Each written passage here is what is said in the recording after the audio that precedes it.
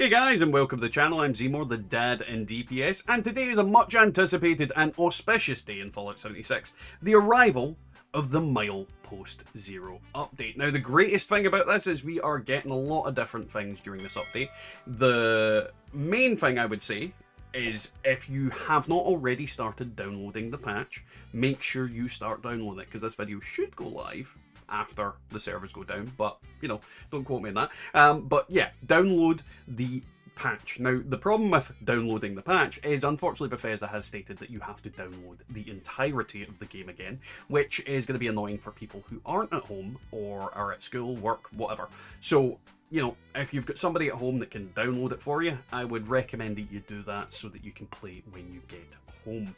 Now, obviously, we don't know how long this server downtime is going to last, but seeing as that this is a very important patch and a relatively big one, we probably will have the server down for quite a while. So I would be surprised if it's running and running properly till about 5 hours after, maybe 6 hours after the servers go down.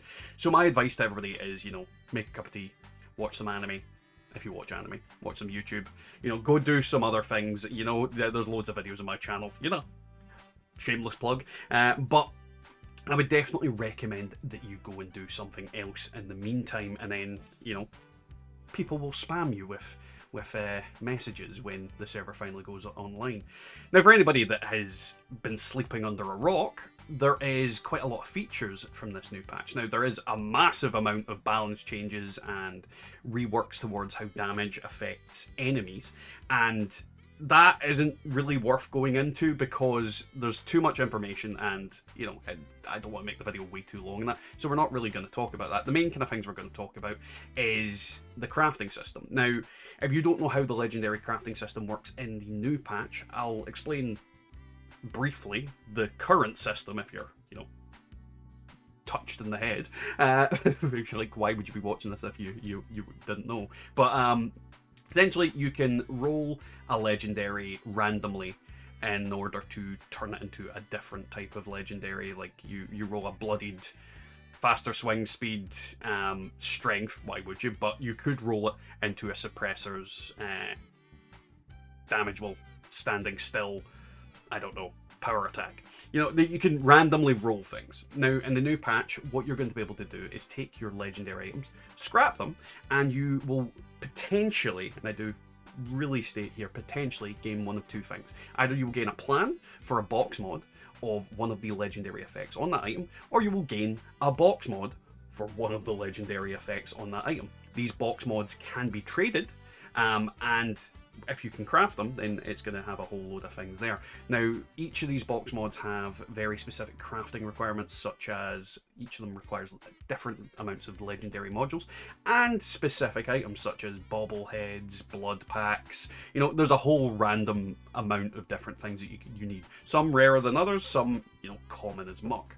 But the basic gist is you're going to be able to take a legendary box mod and place it onto your legendary items. And this opens up a whole new world for a lot of players, myself included, because armor is a big pain in the butt to get with god rolls on it in this game. Now, it's not going to be the case. It's just going to be a matter of time and a little bit of effort. Now, I think this is an absolutely fantastic system. Some people are saying, they think it's going to be a lot harder on new people. But my point of view is, when you are new to a game, things are already hard for you anyway. And I don't think it changes from the status quo of what the original setup was.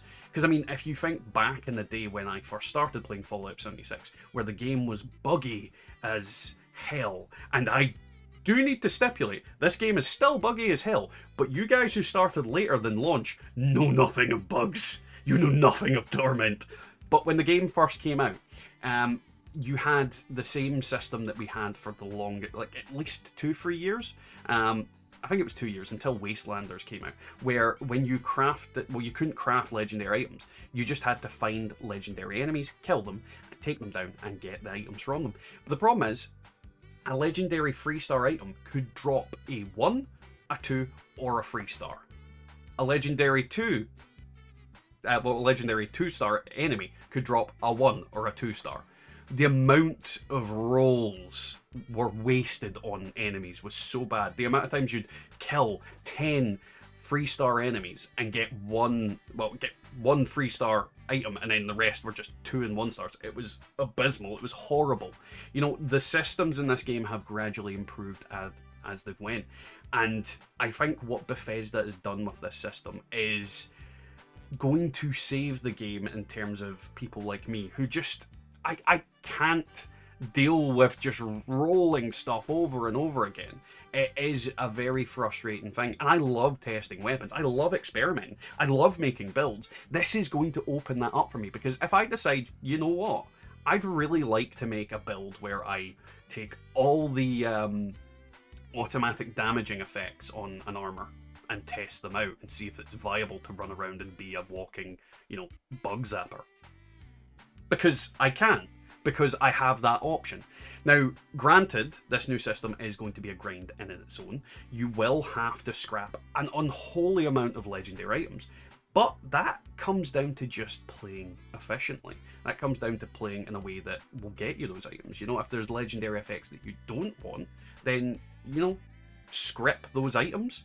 And then when it comes to the legendary effects you do want, scrap those items. You know, go to events like Eviction Notice. Go to expeditions. Expeditions are going to be one of the best ways of getting legendary items in the game. On top of that, you're also getting modules. You're also getting stamps. And what the stamps get you in this game now, in the new patch, you can trade them into Giuseppe. You can trade them into Giuseppe for bobbleheads. He will give you random bobbleheads. Bobbleheads can now be crafted into modules, well, box modules, to turn into, you know, legendary items. So the whole thing just goes into it, like, expeditions is where you should be. Expeditions is where you should go in this patch. Literally, when you start the game and you've scrapped all your crap and you go, I don't really have what I want, go to expeditions, spam the living crap out of them, create parties, get big groups, finish them in 5 minutes, rinse, repeat, rinse, repeat. I mean, the best way to do this is have 4 friends that all do an expedition each, and then what they do is one completes his expedition, jumps to person number 2 and person number 1, complete that expedition, jump to person number 3, and so on and so forth. You get my point. Just, that's an easy way to do it, and you can swap out who's person number 1 and who's person number 4 and just kind of alternate it so that you're not, one person isn't getting more modules than everybody. It's such an efficient way of doing it. You're also getting a crap load of legendaries out of this, and again, you're also getting a crap load of stamps, because in that theory, every 5-10 minutes, you could be getting 60 freaking stamps. That's free freaking bobbleheads. It's not difficult. I've seen a lot of people complain about how it could be harder for newer players, but once newer players get into this position and mindset, or make some friends, it's not difficult at all. It's very much a case of the community makes Fallout 76. The community has always made Fallout 76. You guys are the reason I do this. You guys are the reason that that game even still exists, because it had a disastrous launch and it's had disastrous things happen throughout its lifespan. You guys are the sole reason this whole community exists. It wouldn't thrive if it weren't for passionate people. And when it comes to things like expeditions and grinding and all that, there's a lot of people out there that I know join me in the I feel like an Asian gold farmer in World of Warcraft, where I spam things and I do things. That's my relax zone, and I will be doing that in the next patch. I will be doing that for a long time. So yeah, join me in that. Now, obviously, that's not all there is to this patch. There is the Milepost Zero actual content, you know, the caravan stuff. Now, I've already covered that I'm fairly certain that it's not coming today, but there are some detractors and people that don't think I'm right with that. I'm not really going to go into that argument too much, but the whole point is you can create a caravan, you can decorate the outpost and make it and customize it the way you want it and things like that.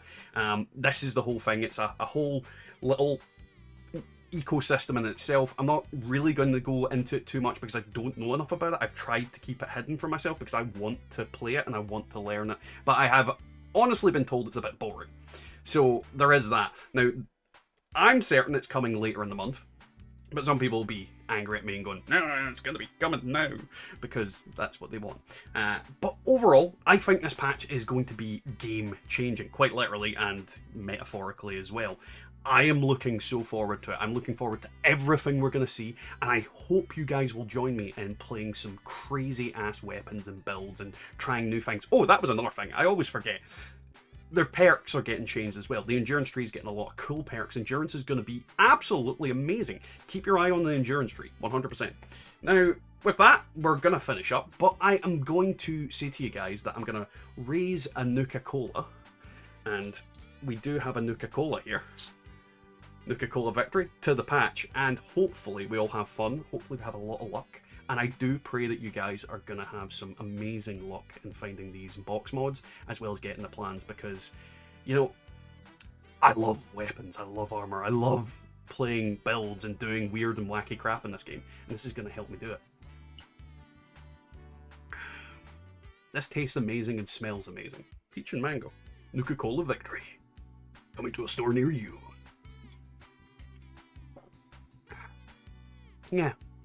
And with that, guys, I'm going to catch you all next time in the Wasteland.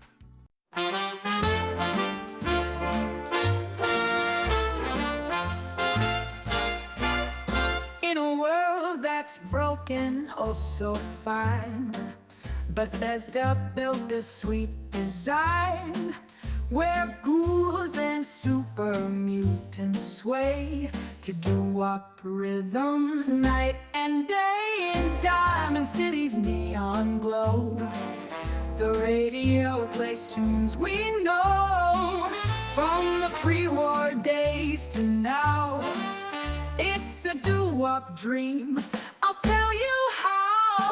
Swinging through the ruins, love's not lost. In every nook, in every frost, we dance, we laugh, we reminisce in this post-apocalyptic bliss.